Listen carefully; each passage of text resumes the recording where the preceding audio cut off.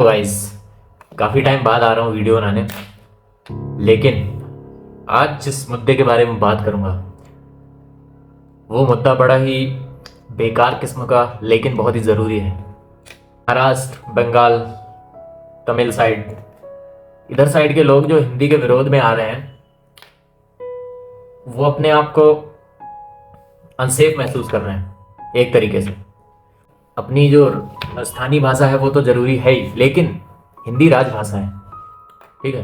उसको संविधान में राजभाषा का दर्जा मिला हुआ है और ज़्यादातर हिंदी समझी जाती है पूरे भारत में, और भारत के बाहर भी हिंदी समझी जाती है काफ़ी।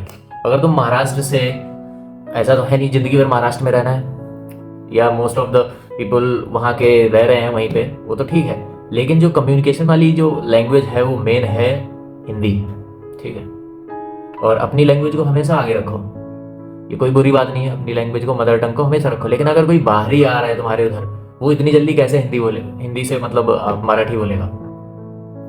जो बाहरी आदमी आ रहा है वो हिंदी में ही बात करेगा, क्योंकि Hindi is a bridge between you and him.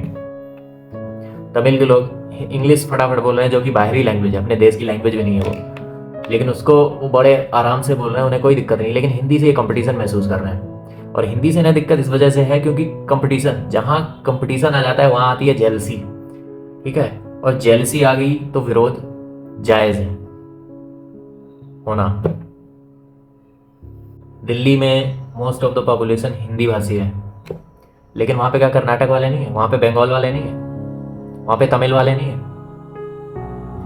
वो उधर पे नहीं बोल पा रहे हैं कि हिंदी नहीं बोलेंगे, मैं मराठी में बात करूंगा, मैं तमिल में बात करूंगा। लेकिन अगर वही मराठी, वही तमिल, वही अपने क्षेत्र में जा रहा है तो वो हिंदी वाले को कह रहा है भाई तू तमिल सीख, तू मराठी सीख। और वही तमिलियन दिल्ली में आके काम कर रहे हैं तो उनसे कोई नहीं बोल रहा है कि ये Tamil, you south go south, कोई नहीं बोल रहा उनसे। तो ये काफ़ी सारी चीज़ें हैं जो हमें समझनी पड़ेगी। और पहली बात, देश से बढ़कर कुछ नहीं है, ठीक है। अपनी भाषा का सम्मान करो, बहुत हद तक सम्मान करो, लेकिन अपनी भाषा का सम्मान करते करते दूसरे की भाषा की इंसल्ट मत करो। और खासकर ये दूसरे की भाषा है नहीं, ये तो तुम्हारी अपनी भाषा है, देश की भाषा। जैसे इंग्लिश ज़्यादातर हर देश में समझी जाती है, ठीक है।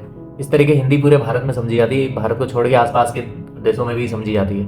तो हिंदी से तुम्हें कोई वो नहीं करना चाहिए कि हिंदी को बाइकआउट करो या हिंदी को हटाओ, हिंदी को हटाओ। तुम्हें तुम्हें जो मेन जो तुम लोगों को दिक्कत है वो दिक्कत है हिंदी बोलने वाले लोगों से, क्योंकि वो तुम्हारे क्षेत्र में आ रहे हैं, तुम्हारे काम कर रहे हैं, और वो कंपटीशन ला रहे हैं तुम्हारे और उनके बीच में।